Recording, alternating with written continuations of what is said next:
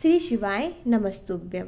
गुरु जी पंडित जी जो गुजरात में कथा चल रही है शिव प्रसाद शिव महापुराण की कथा में यह बताया कि माँ पार्वती ने महादेव को कौन सी 7 वस्तु समर्पित की थी और कौन सी वस्तुएं किस कामना के लिए समर्पित की जाती। तो बहुत अच्छा उपाय, आप ध्यान से सुनिएगा। थोड़ा सा लंबा रहेगा वीडियो पर आपके लिए बहुत उपयोगी रहेगा। आप महादेव को ये 7 वस्तु समर्पित करें और अपनी मनोकामना के हिसाब से अलग अलग करके समर्पित कर सकते हैं। चलिए वीडियो शुरुआत करते हैं। तो स्वागत है मोदी टीवी ऑफिशियल चैनल पर, और आपने अपने चैनल को सब्सक्राइब नहीं कर रखा है प्लीज चैनल को सब्सक्राइब कीजिएगा। वीडियो उपयोगी रहे तो वीडियो कमेंट में श्री शिवाय नमस्ते में हर हर महादेव जरूर लिखेगा। और अगर आपको कुछ पूछना है और मुझसे कॉल पर बात करनी है तो आप इंस्टाग्राम आईडी मोदीती ऑफिशियल पर मुझे शाम के समय इवनिंग में कॉल करके आप मुझसे बातचीत कर सकते हो। कुछ पूछना हो तो आप पूछ सकते हैं। चलिए वीडियो शुरुआत करते हैं। तो माँ पार्वती जी ने महादेव को 7 वस्तुएं समर्पित की थी। तो कौन सी 7 वस्तुएं पहले यह जान लेते। तो पहला है जल, दूसरा है बेलपत्री, तीसरा है चंदन, चौथा है सफेद आंकड़े का फूल, 5वां है धतूरा, 6ठा है भस्म और 7वां है रुद्राक्ष।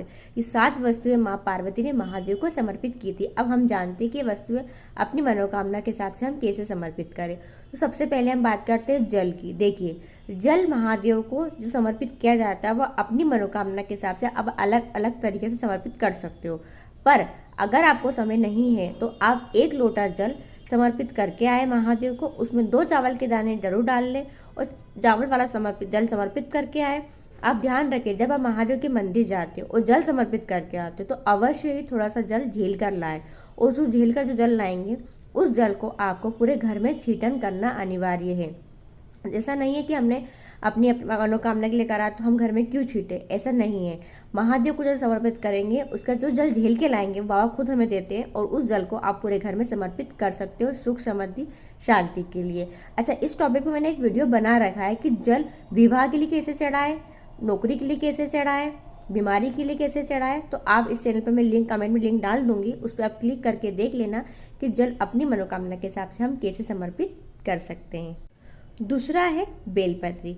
बेलपत्री आप अपनी मनोकामना के हिसाब से रोज महादेव को समर्पित करते हैं। तो ध्यान रखें बेलपत्री समर्पित करते समय जो चिकना भाग होता है, जी हाँ, चिकना भाग नीचे की ओर आता है, खुदरा भाग ऊपर की ओर आता है, और जो डंडी होती है वह डंडी हमेशा महादेव के शिवलिंग के पीछे की ओर आती है। इस बात का ध्यान रखें। आप कोई मनोकामना हो पर अगर बेलपत्री समर्पित कर रहे हो तो बेलपत्री समर्पित करते समय इस बात का ध्यान रखें डंडी का भाग महादेव की पीठ की तरफ यानी पीछे की ओर आएगी। मतलब आप जहां भी खड़े हो आपसे विपरीत आपको डंडी का भाग करना ही है। अब हम बात करते हैं कि मनोकामना के हिसाब से। तो मैंने एक वीडियो बना रखी है कि बेलपत्री महादेव को अपनी मनोकामना के हिसाब से कैसे चढ़ाए, विवाह के लिए कैसे चढ़ाए, रोग मुक्ति के लिए कैसे चढ़ाए। तो उस कमेंट में डिस्क्रिप्शन में लिंक डाल दूंगी, आप क्लिक करके देख लीजिएगा। तीसरा है चंदन। चंदन आप महादेव को लगाते हैं, त्रिपुंड बनाते हैं। त्रिपुंड बनाने के समय देखिए महादेव को लाल, पीला, सफेद सब चंदन समर्पित किया जाता है। जब अगर आप किसी कार्य के लिए जा रहे हो और आपकी कोई मनोकामना के लिए आप महादेव को त्रिपुंड बनाते हैं, और त्रिपुंड बनाने के बाद बीच वाली उंगली से बीच वाली लाइन से थोड़ा चंदन लेकर अपने कंठ पर उसका चंद्रमा बनाए, फिर आप उस कार्य के लिए जाए। देखिएगा आपको उस कार्य में सफलता मिलेगी ही मिलेगी।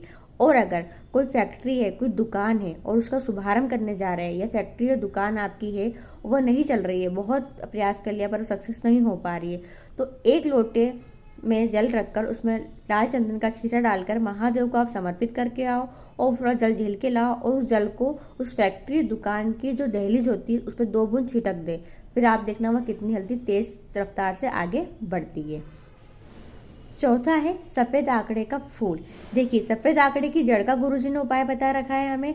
सफेद आंकड़े की जड़ होती है वह गर्भवती महिलाओं के लिए होती है, यानी जो महिला को काफी समय संतान नहीं हो रही है वो उस जड़ को अपने कमर पर बांधती है। पर सफेद आंकड़े का जो फूल होता है वह महादेव को समर्पित किया जाता है। ऐसे तो आप अपनी मनोकामना के हिसाब से समर्पित कर सकते हो, पर विशेष सफेद आंकड़े का फूल रोग मुक्ति के लिए महादेव को समर्पित किया जाता है। 5वां है धतूरा। धतूरा महादेव को रोज नहीं चढ़ाया जाता है, विशेष दिनों पर ही समर्पित किया जाता है। जैसे कि सोमवार हो गया, प्रदोष हो गया, शिवरात्रि हो गई, मंगलवार के दिन विवाह के लिए धतूरे के जो अंदर के बीज होते हैं वह समर्पित किए जाते हैं। और धतूरा विशेष जो होता है वो बड़ी से बीमारी को समाप्त करने के लिए होता है। अगर कोई बीमारी ऐसी हो गई है तो आप क्या करें, उस धतूरे को हल्दी में डुबाकर महादेव के शिवलिंग के ऊपर समर्पित करके आए, महीने में एक बार, कभी भी किसी भी दिन। फिर आप देखना आपको उस बीमारी से निजात मिली जाएगी। यह रोग मुक्ति के लिए सबसे अच्छा उपाय है। छठी होती है भस्म।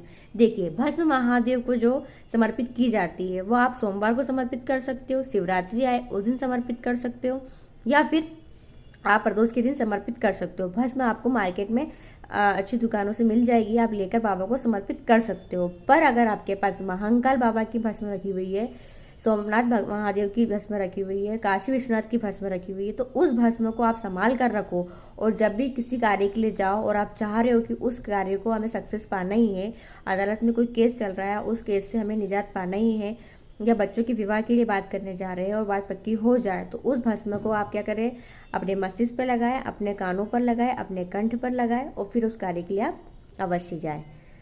सातवां है रुद्राक्ष। देखिए, गुरुजी ने हाल ही में बताया कि रुद्राक्ष सब लोग धारण करने का सोच रहे हैं कि करे कि नहीं करे, तो करें।